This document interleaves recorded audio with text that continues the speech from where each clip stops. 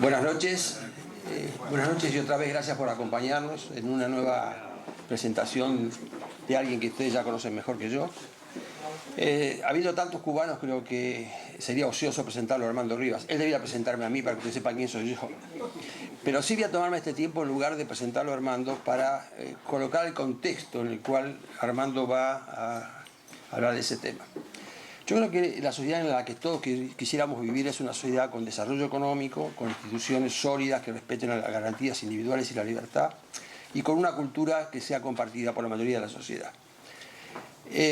La primera parte, que es la del desarrollo económico, una sociedad opulenta que crezca, no se puede dar en los términos actuales si no hay también instituciones democráticas y si no hay una cultura que la sustente. Y cuando hablo de la cultura que la sustente no me refiero a las artes, como normalmente se refiere uno, sino a los valores que hacen que una comunidad se sienta parte de esa misma comunidad. Esos valores. En este tipo de sociedad, la economía por un lado, la política o las instituciones por el otro y la cultura por un tercero, estamos todos de acuerdo. Lo que no estamos de acuerdo es por dónde comienza la cosa. Muchos han sostenido durante mucho tiempo que es por la parte económica donde se crece, donde comienza a desarrollarse la sociedad, y que después viene la política y que después se puede manejar la cultura. Aunque todos compartimos que esto es un círculo que es inevitable que vaya unido, algunos se colocan más de un lado que del otro. Por ejemplo, los que sí creen que la economía es la que gobierna esto se llaman estructuralistas, y hemos tenido desde la Unión Soviética hasta la teoría de la dependencia en América Latina respecto a cómo desarrollarlo, o inclusive a quienes han sido liberales en materia económica, pero que no han puesto el liberalismo o la libertad individual a la par de la libertad económica. Y hemos tenido así lo que llaman neoliberalismos en América Latina, inclusive gobiernos militares, que han planteado la libertad económica, pero no han respetado la libertad individual. Estas tres formas son tres formas de creer que la economía está por encima de lo demás. Cuando hablamos de cultura también hay toda una nueva corriente que piensa que la cultura es esencial tanto como traba al desarrollo económico o como apoyo al desarrollo económico. Y no es casual que los países que mejor crecen, que mejor estatus tienen, sean los que tienen una cultura muy sólida y que además tienen instituciones importantes y sólidas y respetadas por todo el mundo. En esta corriente de que creen que la cultura es esencial, yo me inscribo. Me siento mucha simpatía por esta corriente. Y por último hay una tercera corriente que creo que es en la que Armando está firmemente colocado, que fue iniciada por Robert Dahl, en la que creen que las instituciones son las que generan la economía y que son las que generan la unidad cultural. Robert Dahl una vez contó y explicó que efectivamente los países que hoy están desarrollados son países que primero tuvieron instituciones muy firmes, instituciones que respetaban las libertades y que de ahí comenzó el proceso de crecimiento. Y Armando está totalmente convencido de esto y ha escrito un libro estupendo que se llama Argentina 1852, creo. Un milagro. Argentina, un milagro de la historia. Un milagro de la historia. Donde lo que él sostiene es que una vez que Argentina tomó las instituciones que habían servido en otros países, eso le permitió un desarrollo que hasta ese momento no tenía. En ese contexto donde él, como uno de los cultores del institucionalismo como base, quiere plantear la charla de hoy, que es The Rule of Law. ¿Qué significa The Rule of Law y cómo el Rule of Law funciona para las sociedades que crecen y que se mantienen culturalmente unidas? Armando. Ustedes saben que dicen que los argentinos son soberbios, pero no se dieron cuenta que los más soberbios somos los cubanos. Así que yo voy a pretender hoy dar una respuesta a los problemas del mundo. Por supuesto, ustedes podrán saber si tengo razón o no, pero yo digo lo que pienso. Entonces, quiero dar las gracias por la invitación a estar acá y más gracias a ustedes por venir a oírme, algunos de los cuales ya casi se saben de memoria las cosas que yo digo. Pero, entonces, que he tomado el tema del Rule of Law, pero antes de tomar el tema del Rule of Law quiero empezar por la realidad del mundo, porque creo que hay una confusión muy grande, que es la llamada, ¿cómo se llama?, civilización occidental. Esa es una de las grandes mentiras históricas que no nos permite conocer el mundo en que vivimos. Porque en Occidente se dieron las dos filosofías políticas más antitéticas, la libertad que empezó del Canal de la Mancha, ¿no?, o de British Channel, como le quieran llamar, hacia el oeste, y lo que fue la filosofía política franco-germana que dio lugar al totalitarismo. Y ya eso lo ha reconocido el propio François Rebel, que aún sin haberme leído a mí, dijo que el totalitarismo era esa doctrina moderna que Europa le había regalado al mundo. Y si no hubiera sido por los americanos, seríamos nazis o comunistas. Y si nosotros seguimos pensando en que hay una civilización occidental, no vamos a entender qué es lo que está pasando en la China, qué está pasando en la India, porque si los chinos y los indios le dicen esto y le cuentan la historia de Europa y saben que lo único que hicieron a través de la historia fue matarse los unos a los otros, ¿no? Porque hasta Montesquieu, en su libro Cartas persas, el persa le dijo, no, los cristianos son los que más se matan entre ellos, y efectivamente en la guerra de los 30 años se murió la mitad de Europa. Entonces, a partir de esa falacia, quiero darle un dato que también es importante y que creo que no lo tenemos y que es fundamental. Y curiosamente, podría decir que el primero que se dio cuenta fue Marx.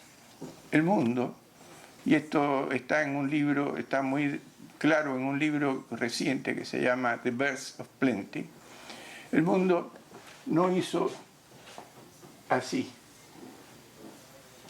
El mundo hizo así y de pronto hizo así. Y la pregunta relevante es si la cultura judeocristiana y la greco-romana eran tan fantásticas, ¿por qué la gente vivía como Jesucristo hasta hace 200 años? Y fue Marx el primero que dijo,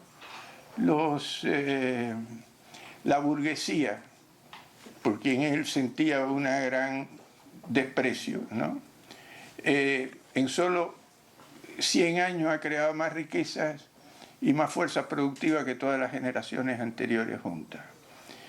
Y entonces la pregunta relevante, insisto, es qué fue lo que pasó en el mundo para que se diera esta situación. Y yo digo que fue el surgimiento del rule of law, a partir originalmente de las ideas de Locke. Porque les voy a contar de la historia de una revolución que no sé si ustedes, que son una minoría selecta, por supuesto, por eso están acá, probablemente lo sepan, pero a mí no me lo enseñaron, tuve que aprenderlo después, que se llama The Glorious Revolution.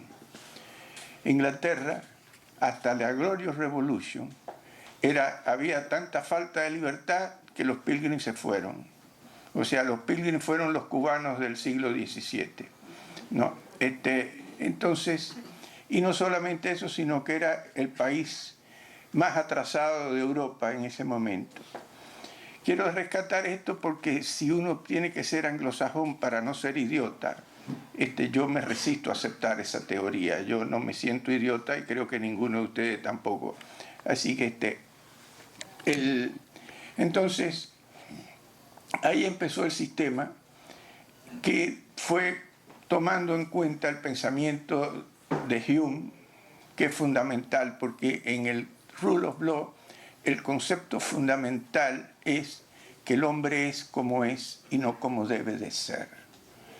La conciencia de que el hombre es como es, y por eso dice Hume, si los hombres fueran generosos y la naturaleza pródiga, la justicia no tendría razón de ser. Y por eso él discute también entre justicia y moral, y dice que la justicia es un aprendizaje, cosa que está un poco distinta que lo que planteó Locke, porque Locke planteó el tema fundamental, pero lo planteó desde casi de los derechos naturales, cuando habló del derecho a la vida, a la propiedad, a la libertad y el derecho fundamental de la búsqueda de la felicidad, que precisamente ese derecho es fundamental para entender el proceso, porque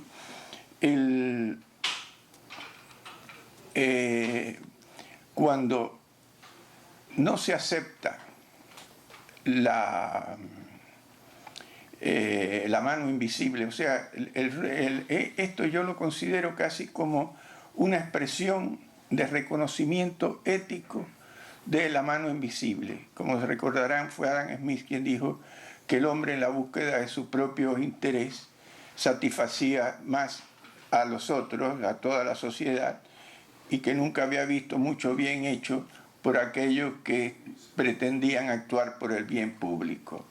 Y mientras más gente tenemos por el bien público, más problemas tenemos en el mundo. Y hoy Europa es un ejemplo de esa situación, aparte de las estupideces que hacemos en América Latina, que le permite a Miami crecer cada día más, ¿no? Entonces, y ese turning point, que lo reconoció Popper también, sin embargo nosotros tenemos una idea casi romántica del pasado, que creemos que cualquier tiempo pasado fue mejor y que se han perdido los valores, pero cualquiera de ustedes lo ponen a vivir como vivía Luis XIV y se pegan un tiro directamente. Entonces, ¿por qué se produce este fenómeno? Y este fenómeno cruza el Atlántico, pero no con los Pilgrim. Los Pilgrim se equivocaron también al principio, no obstante que mi amigo dice que hay un libro que dice que actuaron también, pero yo tengo algunos datos que vale la pena recordar de qué es, primero, los Estados Unidos, ¿no? Y dice ¿cómo se llama? A ver, espera un momentito, porque ustedes me van a perdonar, pero yo la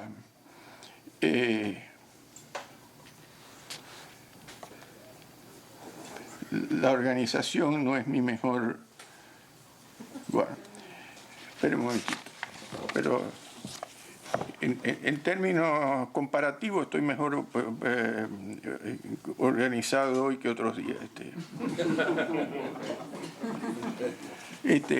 Ira Glasser escribió un libro que se llama Visions of Liberty, y ahí dice: los primeros americanos realmente inventaron una nueva forma de gobierno, pero hicieron algo más que eso.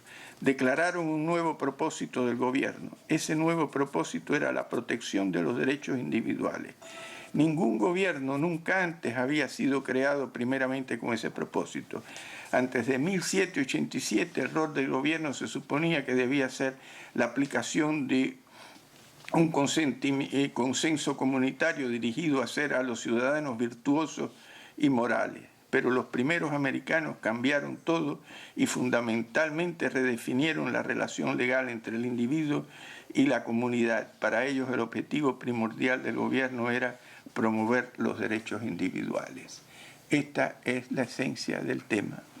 Y, curiosamente, dice, por supuesto Rousseau estaba totalmente en contra de esta línea porque él creía de verdad que la sociedad, al contrario, hacía avanzar la inmoral. Mientras más se beneficiaba la sociedad, más inmoral se hacía la gente. Y no voy a discutir la inmoralidad de él, porque a mí cuando yo hablo de política, cuán idiota es un tipo, me importa poco. Lo que me importa son las ideas y las acciones y los resultados. No.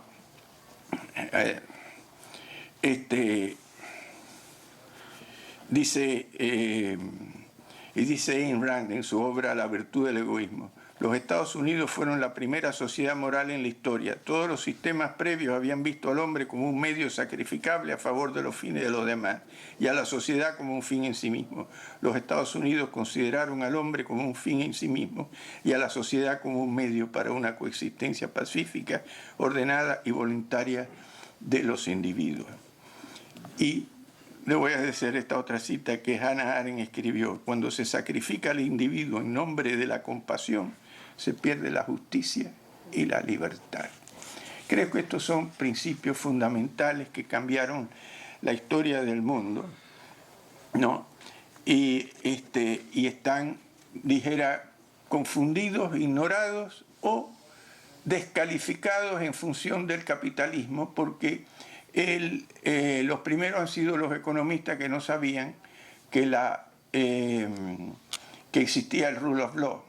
Y ahora parece que se enteraron y le dieron a dos economistas cuyos nombres no puedo acordarme, el premio Nobel de Economía porque se enteraron que existía el rule of law. Fíjense ustedes qué fantástico que estamos, ¿no? Y bueno, y entonces parece que se enteraron de que el sistema no es económico. Lo económico es siempre el resultado del sistema. Y como decía Tocqueville,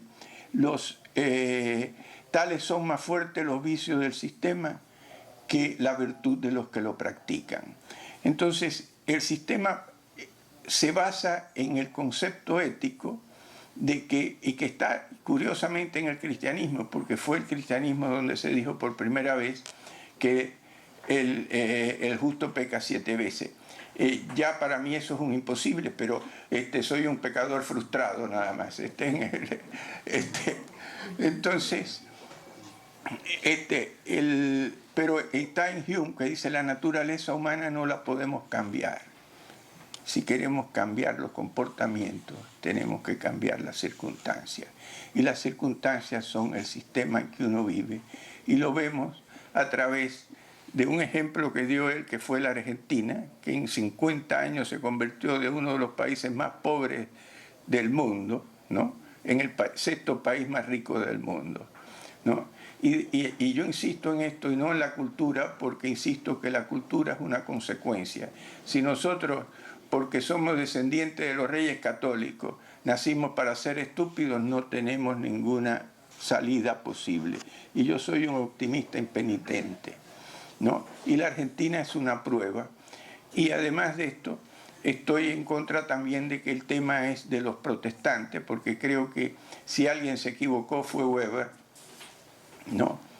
Y como dice Elston en un libro que tiene que se llama Reformation Europe, dice, ni Lutero ni Calvino hicieron ninguna sugerencia para ampliar el ojo de la aguja. No sé si está claro mi concepto en este caso. Bueno, entonces el tema pasa precisamente porque se creó por primera vez en la historia este sistema al cual le debemos no ser nazis o comunistas, ¿no? Y la gente lo sigue ignorando o descalificando. Y se le descalifica como capitalismo porque el léxico político está plagado de juicios de valor más que de descripciones. Cuando a usted le dicen que es de derecha, no se equivoque, le están diciendo que es un hijo de mala madre, ¿no? Y cuando ya es de derecha y centro, bueno, ya no es tan cretino, ¿no? No. Y sin embargo, la izquierda, ¿qué es lo que es? La izquierda son los que están a favor de los pobres y son los generosos. Y son tan generosos que cada día crean más pobres y se hacen más ricos a través del poder político, ¿no? Porque todos los que pretenden el reparto de la riqueza, yo los comprendo porque reparten y se quedan con ella. Y se ignora el derecho del hombre a la búsqueda de la propia felicidad, o sea, no se respetan los derechos individuales. Y señalo también, y me van a perdonar que haga algunas otras citas, pero que creo que son trascendentes, porque los americanos en aquella época, si ustedes leen lo que decía a Catherine Drinker-Bowen, para lograr ¿cómo se llama? Acordar la Constitución, tuvieron problemas enormes, tuvo que venir el propio Washington para decir, se ponen de acuerdo y finalmente vino el gran acuerdo que fue el bicameralismo por primera vez, ¿no? Entonces, y miren lo que dice Madison. Los legisladores estaduales, tales como lo veía Madison y otros, se han convertido en una babel de mentes estrechas, de intereses parroquiales. Sus miembros son hombres de intereses egoístas y de comprensión limitada que promulgan leyes injustas, y todo ello impunemente, ya que no había limitación alguna para una visión del bien público o en lo que ello pudiera considerar. Señores, estaba hablando de los americanos, no de los latinoamericanos, ¿no? Por supuesto se podía aplicar también a los latinoamericanos, pero quiero decir que nuevamente la naturaleza humana, como dijo Hume, no cambia, no es distinta, ¿no? Y después, bueno, John Adams había dicho que había visto más dificultad en nuestro tiempo para gobernarnos a nosotros mismos que a toda la flota y ejércitos de Europa. Pero está la de Hamilton, que es,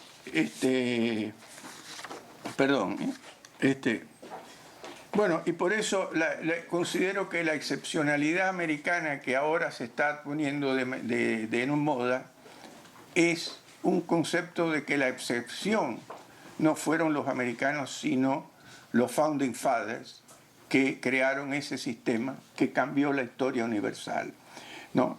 Y lamentablemente no encuentro la de Hamilton, pero Hamilton dijo, con todas sus letras, que en Estados Unidos se había hecho todo lo que podía herir y ofender una nación libre, ¿no? O sea, estaba también refiriéndose a los Estados Unidos en el momento que se estaba tratando de hacer la Constitución. Y yo insisto, esto para mí no es una descalificación, sino es una explicación, porque si aceptamos a priori que los americanos eran lo que eran porque vinieron en el Mayflower y a nosotros nos llegaron las 3 carabelas, señores, estamos perdiendo el tiempo acá. Yo no tengo esa idea. Y creo que uno de los ejemplos fue la Argentina, y lo otro que dije de Weber también es verdad, porque si el protestantismo hubiera sido la causa, el primer país que tendría que haber tenido un progreso enorme tendría que haber sido Alemania. Y Alemania hasta Bismarck, o sea, hasta fines del siglo XIX, Alemania era uno de los países más atrasados de Europa, con el pensamiento más estúpido y más trascendente del señor Kant, que precisamente decía que la felicidad era deshonesta porque no se hacía no se hacía por deber. Y después que el mundo, que la razón estaba en la historia, y por tanto, y la historia era que el antagonismo era lo que hacía el avance de la historia, ¿no? Y por cierto, ese avance de la historia, dice en su momento, si los hombres quieren la concordia, pero la naturaleza, que es más sabia, quiere la discordia. Y por eso el señor Hegel siguió aumentando el tema, siguió con este historicismo de la lucha de los estados, ¿no? Y por supuesto el Estado, porque el problema que tenemos también en el léxico político son los universales. Cuando lo que existe es el Estado, ¿por qué los americanos no hablaron nunca de Estado? Hablaron de gobierno.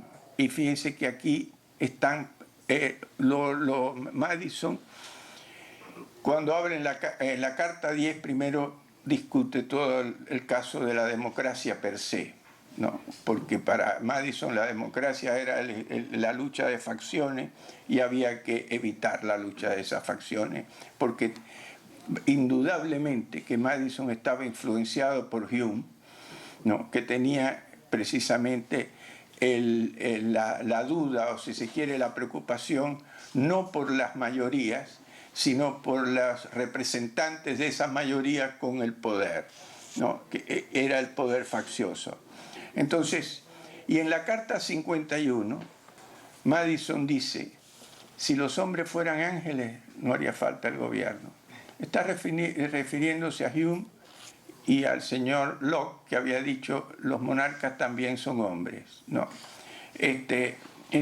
para discutir precisamente el derecho divino de los reyes, que ha sido sustituido lamentablemente por el derecho divino de los pueblos, y donde hay derechos del pueblo, ninguno de ustedes tiene derechos, porque esa es la diferencia entre el rule of law, y si se quiere los principios del rule of law, y la idea del bien común, que como dice Ayn Rand, el bien común ha sido la excusa para casi todas las sociedades civiles y decididamente para todas las tiranías. ¿Por qué? Porque el bien común es un concepto que se genera a partir del poder político, y cuando llegamos a la conclusión de que el Estado es el que defiende los intereses generales, lo que tenemos son los intereses privados de los políticos que forman. Y por eso sigue diciendo Madison, si fuéramos a ser gobernados por ángeles, tampoco necesitaríamos ningún límite al poder político. Pero ¿qué es el gobierno? Una administración de hombre sobre hombre, o sea, la conciencia clara, ética, de que había que limitar el poder político, precisamente porque, como decía, creo que era Lord Acton que dijo, el poder corrompe y el poder absoluto corrompe absolutamente. Entonces, el criterio ese fue el que determinó el límite al poder político, la defensa de los derechos individuales, y por supuesto ahí empezó la creación de riqueza en el mundo, porque se valoró también el comercio, que hasta esa época lo único que importaba en el mundo era la guerra, porque aquí, desde la época de Grecia, ¿sabe cuál era el arete en Grecia? Dije arete para impresionarlos, no sé si lo logré.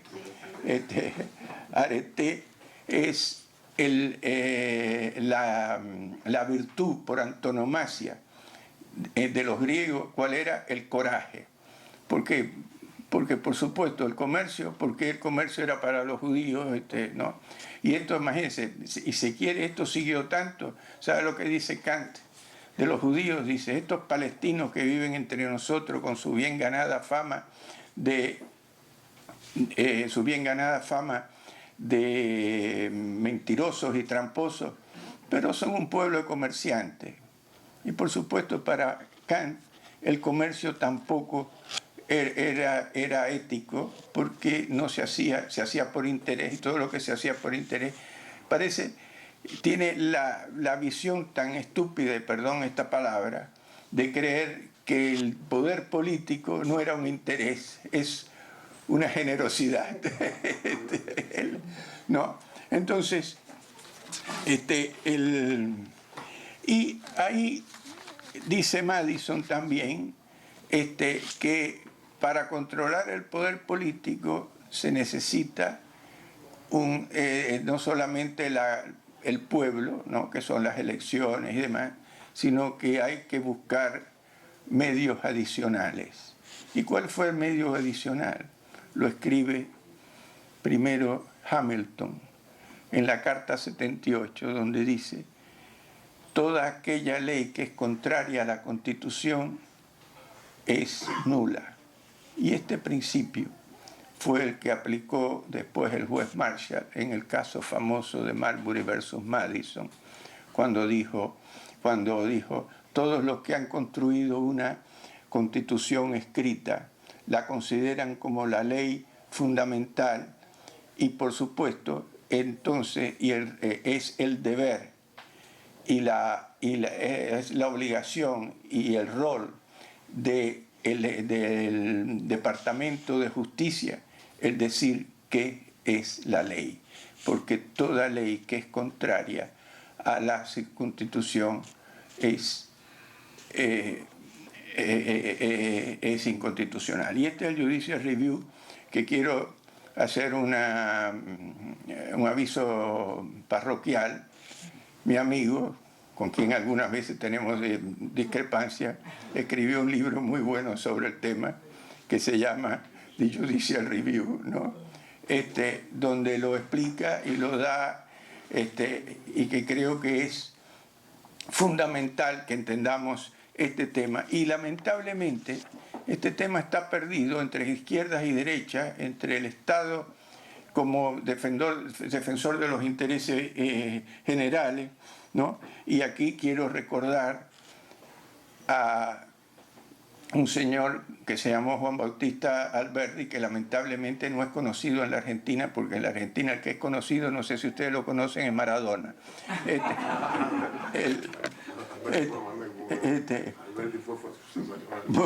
Bueno, Alberdi fue el pensador político más grande que ha dado América Latina, sin ninguna duda.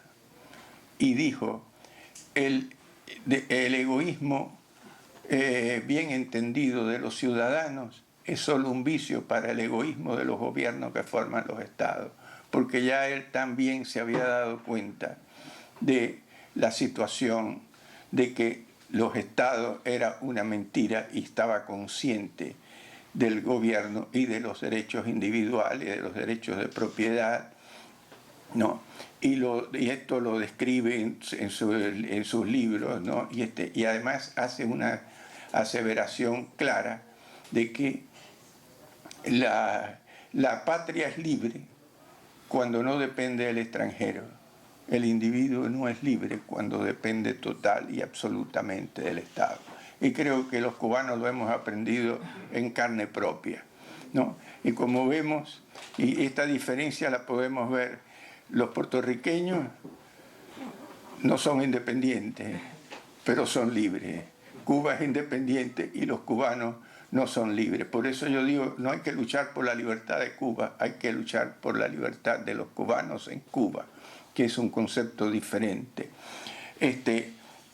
Así que y lamentablemente está el mundo confundido, si se quiere. Tan es así que la crisis europea se le llama la crisis del capitalismo, cuando la crisis europea es la crisis del socialismo, porque con perdón de los presentes, el socialismo es un sueño imposible. Porque parte de que el hombre no es como es, sino que es como debe de ser. Y esta es la gran mentira del tema. Y entonces, como dije antes, los que están dispuestos a repartir se quedan con el poder para crear más pobres. Y en Europa, la crisis hoy está por el sistema, que es, ¿sabe cuánto fue el gasto público en Francia en el 2010? Fue el 56% del Producto Bruto. Y como dijo el señor Gilder, que escribió un libro que les recomiendo también, que se llama George Gilder. Riqueza y pobreza. Exacto, Wealth and Poverty, ¿no? Donde dice, el gasto público no forma parte del producto, sino forma parte del costo de producir. Y este incremento en el costo de producir fue lo que causó el fracaso de las doctrinas de apertura, ¿no? En todos nuestros países, en América Latina en general, ¿no? Porque inmediatamente que aumenta el gasto público, se cambian los precios relativos de los transables y los no transables, y aparece un déficit comercial creciente, cosa que en la Argentina hoy no ha pasado gracias a factores externos como el hecho del aumento de los precios de los commodities, que nadie lo esperaba, porque yo querría saber qué es lo que diría Previch ahora. Diría que la teoría de la dependencia es de los países desarrollados, depende de nosotros. Así que, y el no entender esto, y también hay otro principio que creo que hay que tener en cuenta para entender este mundo, que creo que hay gente, y yo creo que los chinos se han dado cuenta de algo que los europeos nunca se enteraron, de que lo que dijo Hume, que la riqueza de tu vecino no te perjudica, sino que al contrario te beneficia. Y por eso ahora como que se analiza todo en quién tiene más fuerza y toda esta cuestión, parece que los chinos quieren ser los dueños del mundo. No, los chinos están contentos de que están comiendo por primera vez, ¿no? Porque cuando estaba el señor que repartía, el único que comía era él, ¿no? Que si mal no recuerdo se llamaba Mao Zedong, pero ahora le dicen Mao Zedong. No sé si da algo, pero ahora no. Y por supuesto tiene un sistema autocrático, pero quiero señalar que la autocracia hay que juzgarla por los resultados también y no solo por la forma. Porque si queremos ver también el proceso político americano, hasta 1920 votaba el 20% de la población. Así que cualquiera podía decir que era una autocracia también. Pero a los resultados me remito, ¿no? Y en la Argentina ahora, por supuesto, sabrán que Alberdi y Sarmiento es extranjerizante, son extranjerizantes, porque los íconos son el Che Guevara, Maradona, Perón y Evita, ¿no? Bueno, que fueron los que destruyeron al país a partir del nacionalismo católico, que fue el que trajo a Perón a la Argentina.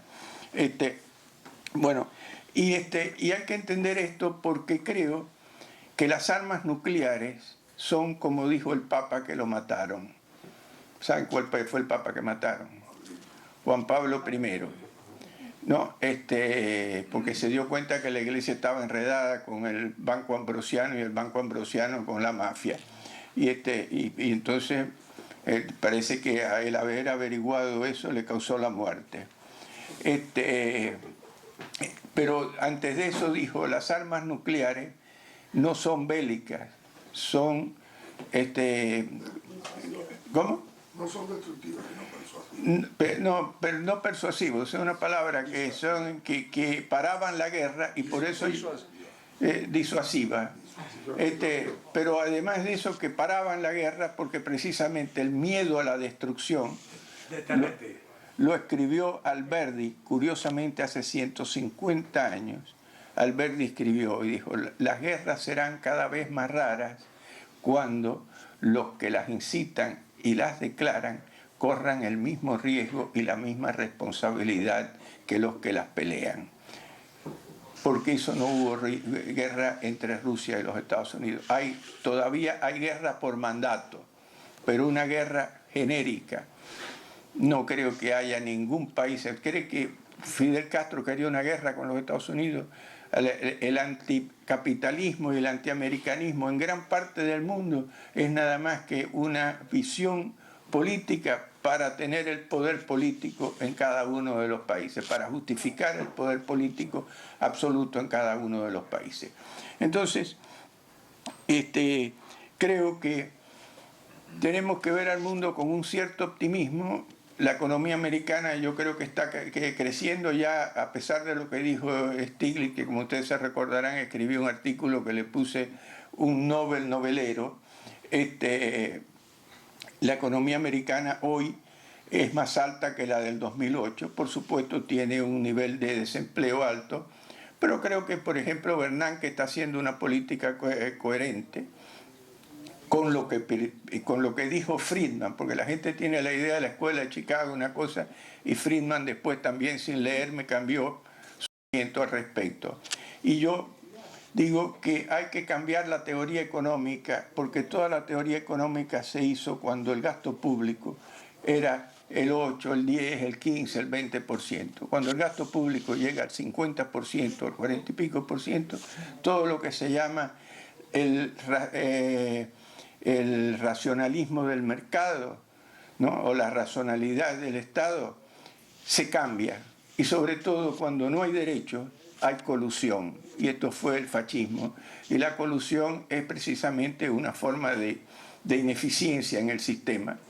Porque mientras más colusión hay, más corrupción hay. Y más corrupción hay cuando se hacen más leyes y más cosas, porque, como dice Ayn Rand en su libro, que un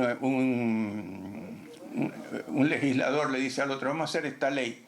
Y el otro dice, pero esa ley no la puede cumplir nadie. Y el otro dice, ¿y quién quiere que se cumpla?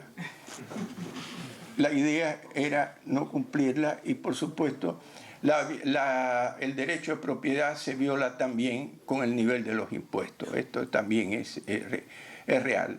Y entonces creo que los Estados Unidos tienen que mantener una política monetaria laxa por un tiempo y que tienen que reducir el gasto público, que por primera vez en su historia está por encima del 40% del Producto Bruto. Entonces, señores, yo espero que con esto podamos comprender hacia dónde queremos ir, porque como dice Séneca, el que no sabe dónde va, no hay viento favorable, ¿no? Y creo que hay una confusión grande en el mundo en este momento para juzgar la situación del mundo en función de una concepción histórica falseada, ¿no? Y tenemos que empezar a comprender que inclusive Confucio dijo cosas que dijo Cristo antes que 500 años antes, ¿no? Y los chinos estuvieron más adelantados que Europa hasta el siglo XV. Así que hay que plantearse al mundo de una manera diferente y con la conciencia de qué fue lo que lo cambió, para que algunos países lo aprendan y otros países como los Estados Unidos no se lo olviden. Muchísimas gracias. Una pregunta. Estamos de Alberti, de Buenero. Y sin embargo, no se le ha dado la diligencia que debe tener. Inclusive Bartolomé Mitre, don Bartolo, que fundó el periódico de la Nación, donde quedó Martí, tuvo más diligencia en Argentina que el mismo Alberti. Y pues, a pesar de su batalla que tuvo con Urquiza, primero en Cepeda, después en Pavón. Pero ¿por qué razón Alberti no se conoce más? Mire, esa es una pregunta para la cual no tengo una buena respuesta, porque por eso es que considero que Argentina hizo dos milagros. Uno, el construirla, y otro, el destrozarla. Esta es la realidad. Haber llegado a la década del 30, adelante de Canadá y de Australia, Sí, señor. ¿no? Y que hoy es el país 77 o 78 del mundo, es una cosa que duele en el corazón, de verdad, ¿no? Como que tiene que dolerle a los cubanos saber que por ignorantes, pero no ideólogos, teníamos una Cuba que estaba más adelantada que el resto de América Latina cuando estaba en el año 59. Cuando yo llegué a la Argentina, yo no podía creer cómo se vivía en la Argentina en ese momento comparado cómo se vivía en La Habana.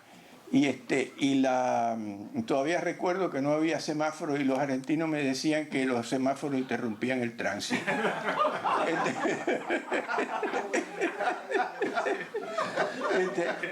Y le digo más, yo hablo de Alberti como pensador, pero el que construyó la Argentina realmente se llamó Justo José de Urquiza. Porque sin Urquiza, o sea, uno puede pensar muy bien, por ejemplo, yo vivo convencido que pienso muy bien, pero nadie me da, ¿no? Así que lo que yo pienso no vale la pena, no. El héroe de Pavón. Bueno, se retiró de Pavón, Pavón, sí, bueno. ¿no? Precisamente para poder unir a Buenos Aires al resto de las provincias. Y además de eso, no solamente eso, en la guerra de la Triple Alianza, ¿no? Se puso del lado de Buenos Aires, ¿no? Y en contra de los caudillos, lo que le costó la muerte, porque por eso lo mataron. Y todavía los provincianos lo consideran traidor. Pero yo en el libro mío que dijo él, tengo claro de que sin Urquiza no hay país. Porque hubiera sido Buenos Aires una cosa y el resto de las provincias otra. Bueno, ¿alguna otra provincia? Pregunta o todo está muy claro. Tengo una pregunta para usted porque, aparte de felicitarlo, la cantidad de conocimientos creo que me han ahorrado haber leído algunos libros. Gracias por eso. Pero no ha nombrado usted, sino a los padres de la patria, etcétera, pero sin tratarlos en su conjunto como que la mayoría de estos precursores allá o en Francia fueron masones. ¿Corresponde algún criterio de importancia a ello o no es mayor en su criterio? Mire, yo no me quiero meter en esa discusión porque yo hace tiempo que decidí que que hablaba nada más que de las cosas que no sé. Y la verdad que yo lo único que conozco de la masonería es todo lo contrario a lo que me enseñaron, porque me enseñaron a pensar que los masones eran los cretinos del mundo, en el colegio de La Salle, en la cual otras cosas que me enseñaron lo valoro porque estoy orgulloso de haber estado en el colegio, pero eso no había remedio, Pero después me enteré que los masones lo que trataron fue de que no los inquisionaran, ¿no? Porque la gente se ha olvidado que la Iglesia Católica fue el primer gulag del mundo, ¿no? Esta es la verdad, pero por supuesto son los reyes de la virtud, y ahora el Papa va a ver a otro virtuoso que se llama Fidel Castro, ¿no?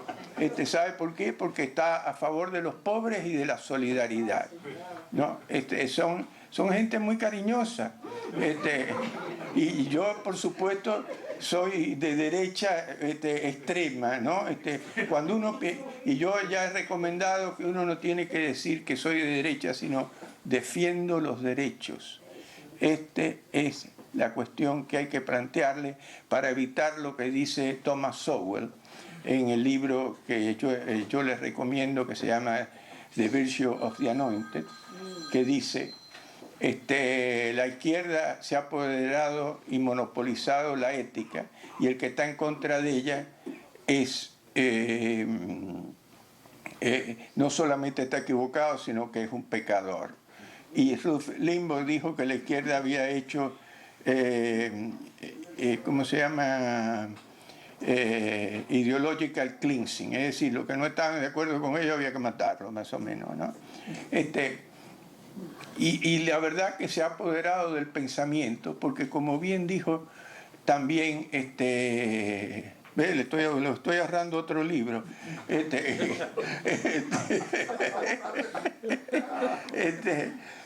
von Mises, en su libro El socialismo, dice: el problema con el socialismo es que aún los que se le oponen aceptan sus premisas básicas, sus premisas éticas básicas, porque claro, es en estos momentos de la demagogia, como dijo Aristóteles, dijo: cuando el pueblo se hace monarca, viola la ley, se hace dictador, y desde entonces los aduladores del pueblo tienen un gran partido. Y Armando Rivas se permite decir que el socialismo es el nombre que le puso el iluminismo a la demagogia. Y están teniendo un éxito que no tiene paralelo, porque hoy todo el mundo está preocupado por las diferencias de ingresos, inclusive en los Estados Unidos, ¿no?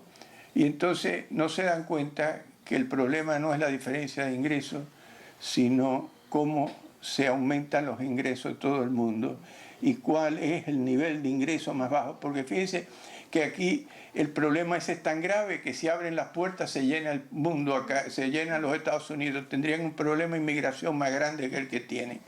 Porque todavía aquí se vive mejor que en cualquier otra parte del mundo. Esta es la verdad. Ahora, yo quiero rescatar de lo que dijo Einstein, que dijo: hay dos cosas infinitas en el mundo, el universo y la estupidez humana. Y yo tengo mis dudas sobre la primera. Y yo, ¿cómo se llama? Lo tengo citado en algunos de mis libros a inicio, porque creo, por ejemplo, que los ingleses, cuando vino el señor Attlee en 1945, a pesar de ser anglosajón y todos los ingleses votaron por un estúpido, ¿no?, que hizo política peronista en Inglaterra, con resultados similares. Destrozó la economía inglesa cuando nacionalizó todo y demás. Y después de eso todavía los ingleses hicieron una película en contra de la Thatcher, porque había dado marcha atrás a todas las estupideces que había hecho Attlee. Y a Churchill lo dejaron de lado. O sea, señores, nosotros no tenemos el monopolio de la estupidez, no se olviden de eso. La practicamos, pero no somos monopólicos ni la inventamos. Sí. Sí. Dos pequeños detalles que me quedaron una pequeña laguna. Una, el catolicismo de derecha que inventó el peronismo. Exacto. Llevo 50 años en este partido y nunca me había enterado. Bueno, pues tómese el trabajo de leer la 40º ano. La mata del maestro. No, la 40º ano. La 40º ano es una encíclica que hizo Pío XI. Sí la conozco. Y que, es una encíclica fascista porque fue la contraria de lo que había escrito León XIII en la Rerum Novarum. Y por supuesto, citando a León XIII, decía todo lo contrario de lo que decía. Y ahí dice, inclusive dice, que el sistema sindical tiene que ser uno solo y que estar en manos del gobierno. Está bien. Ah, bueno, pues no, esa no es la... No, que tiene que ser uno solo, está bien. No, y y estar en manos del gobierno. Ah, no, eso no. Bueno, eso, perdón, dígaselo a Pío XI. La otra parte graciosa es que usted reivindica la guerra de la Triple Alianza contra Paraguay. Sí, claro. Lo lamento, sinceramente. Bueno, pues yo no lo lamento porque yo creo que fueron los paraguayos los que entraron para atacar a Brasil por corriente. Pues eso fue una gestión del imperio que tiene que ver con Paraguay. Bueno, está bien, usted tiene el derecho a pensar distinto, pero yo sí le digo que el problema de la guerra lo único que puso de manifiesto fue el enfrentamiento total que había entre los líderes provincianos y Buenos Aires, que odiaban a Buenos Aires, eso no le quepa la menor duda. Y todavía hay problemas con las provincias, pero ahora hay otro problema con las provincias, que es el tema de los impuestos, de la coparticipación federal, donde ahora los gobernadores están en manos del gobierno central, o sea, se terminó el federalismo en la Argentina, con lo cual se terminó uno de los elementos de la libertad que están también, que no lo mencioné, pero que están incluidos obviamente en los Estados Unidos. Así que yo creo que fue Urquiza quien llegó a un arreglo, en el arreglo de San Nicolás con Mitre, con Bartolomé. Y lo que pasa es que Alberdi, porque una cosa es pensar bien y otra cosa actuar bien. Y los políticos son otra cosa. Yo, por ejemplo, jamás en la vida se me ocurriría ser presidente de Cuba, porque creo que podría ser cualquier cantidad de estupideces, pero creo que las cosas que estoy diciendo son lo contrario de las estupideces. Entonces, una cosa es gobernar y otra cosa es la filosofía política que permite que un país se desarrolle, haya libertad y se viva bien. Y los Estados Unidos son el ejemplo por antonomasia, y curiosamente un ejemplo desaparecido es la República Argentina.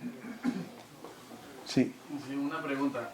Volviendo al tema del rule of law y la moral, ¿cuál es la relación entre los dos? Porque yo soy colombiano y a veces escucha uno a los políticos decir la moral es la ley. Y creo que si uno llega también a ese punto donde equipara la moral con la ley... No, ese es un error en todo caso. Y está muy claro en Hume, donde separa, les recomiendo que lea lamento que le tengo que recomendar que lea un libro y no se lo puedo sustituir, pero Hume habla claramente de la diferencia en la moral, y la moral es interna, la justicia tiene que ver con las relaciones, ¿no?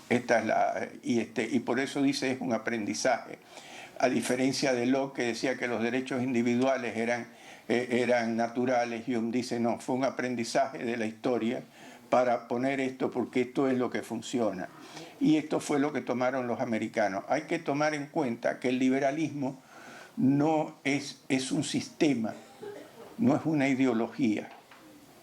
Esta es en el sentido de deseo. Por ejemplo, el conservadorismo es una actitud frente a la vida. ¿Quiere alguien más conservador que Fidel Castro? ¿No? Pero acá, insisto que el léxico político está plagado de estas inconsecuencias, ¿no? Y aquí le dicen conservadores a los liberales y a los liberales le dicen socialistas. No, a los socialistas le dicen liberales. Pero hay que entender bien lo que estamos hablando en este momento. La moral está en el plano personal y a veces biológico, y Hume lo dice expresamente. Y lo dice curiosamente Aristóteles, que dice el juicio solamente nos dice qué cosa es lo que es verdad y lo que es falso. Por ahí nos podemos equivocar, por eso Hume insiste, y yo con él, que la razón es instrumental y el sentimiento y la emoción son objetivales. Lo que nos hace feliz o nos pone triste son los sentimientos. Y la razón nos dice qué es lo que tenemos que hacer o no para llegar a ser más felices o no, y a veces no podemos hacerlo, ¿no? Pero pero nos han convencido de que es la razón. Ustedes saben que yo le llamo al iluminismo el oscurantismo de la razón, porque antes teníamos el oscurantismo de la fe, y con los señores franceses que nos enseñaron que eran los reyes de la libertad, hasta Lenin se dio cuenta y dijo: los bolcheviques somos los jacobinos del siglo XX. Y yo le creo algunas cosas a Lenin, no todo, pero algunas cosas sí. Entonces, el bien y el mal, y ya esto lo había rescatado también Pancho Tocino. ¿Sabe quién era Pancho Tocino? Pues como estamos hablando en castellano, se llamaba Francis Bacon. Bueno, Francis Bacon dijo y se dio cuenta que Adán y Eva lo habían echado del paraíso porque querían ser como dioses y saber y comer del fruto del árbol de la vida del bien y el mal. En otras palabras, el que sabe cuál es el bien y el mal es Dios. Nosotros la pegamos o no la pegamos, ¿verdad? Y podemos tener discusiones dentro del propio liberalismo. Yo les voy a decir una cosa que no sé si van a estar de acuerdo conmigo. Yo estoy en contra del matrimonio homosexual. Y no estoy en contra de que no estoy a favor de que los maten, ni que no le den derechos, nada por el estilo. Pero creo que unificar el criterio, como si nosotros fuéramos, ¿cómo se llama? Como son las flores, hermafroditas. No, a mí no se me ha ocurrido nunca. No sé, yo he tenido problemas porque siempre he tenido buen gusto y me ha costado mucho trabajo encontrar gente con mal gusto. Pero esta es, y un día le escribí un artículo en contra de mi amigo, el peruano, ¿cómo se llama? Vargas Llosa, que escribió, sí, porque es amigo mío, ¿sí? Sí, no, yo tengo amigos importantes, no creas.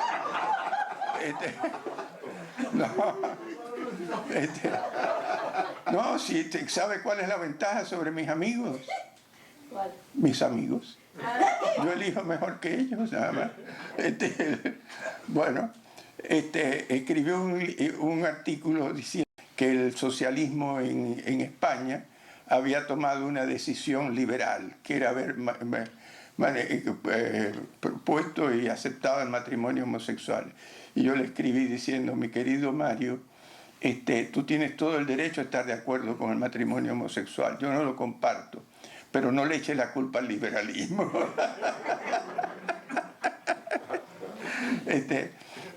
Dentro del liberalismo se pueden discutir cosas como las que se están discutiendo, del problema de los abortos y toda esta cosa. No, forma parte de las cosas que son discutibles. Lo que no se puede discutir es el sistema. Y el problema que tienen los Estados Unidos hoy es que es el sistema el que está at stake. Y esa es la preocupación. Y si los Estados Unidos se salen del sistema, ¿quién nos queda? Porque los europeos no se van a enterar nunca. Yo creo que no hay nadie que le tenga más bronca a los americanos que a los europeos, a pesar de que los Estados Unidos, que quiero rescatar otro acto increíble de los Estados Unidos, el único país en la historia de la humanidad que gana una guerra y a los vencidos, en lugar de pedirles reparaciones, los repara, no tiene paralelo en la historia, ¿no? Es más, la guerra del 14, uno de los problemas que hubo con Alemania fueron precisamente las reparaciones y toda esta cuestión que provocaron que Hitler, ¿no?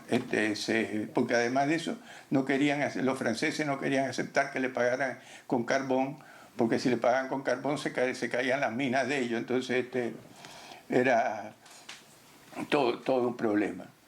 Bueno, no sé si le contesté la pregunta, pero si quiere más información, léase el libro de Hume que se llama el Treatise on Human Nature, o Tratado sobre la Naturaleza Humana. ¿Qué digo? Striptease, digo. Treatise. No, el treatise sería más divertido. El treatise sería más divertido. Sí. Sí, la pregunta mía es con respecto a los sistemas sociales y la forma que están evolucionando, que yo veo que a mayores cantidades participan en los sistemas de votación, pero es una mayor cantidad de ignorantes, y los ignorantes siempre terminan eligiendo los demagogos, y el número aumenta y a su vez aumenta el número de ignorantes. Bueno, indudablemente que estamos... yo hasta ahora sé a dónde ir, el cómo lo tenemos que... Pero hay que hacer este tipo de cosas que estamos haciendo hoy porque los países los manejan sus clases dirigentes, no nos equivoquemos de esto, ¿no? Y si no hubieran founding fathers, serían founding sons, ¿no? Y en Argentina los que crearon al país que vale la pena rescatar fueron Alberdi, Sarmiento, Mitre y Urquiza. Pero si hoy hacen elecciones en Argentina entre Alberti no. para presidente. Pero por supuesto, no, ya se demostró que es así. No son de Kirchner, ¿Última pregunta? Ya está. Bueno, esa fue la última pregunta. Acompáñenme agradeciéndole a Armando. Bueno, muchas gracias. Gracias.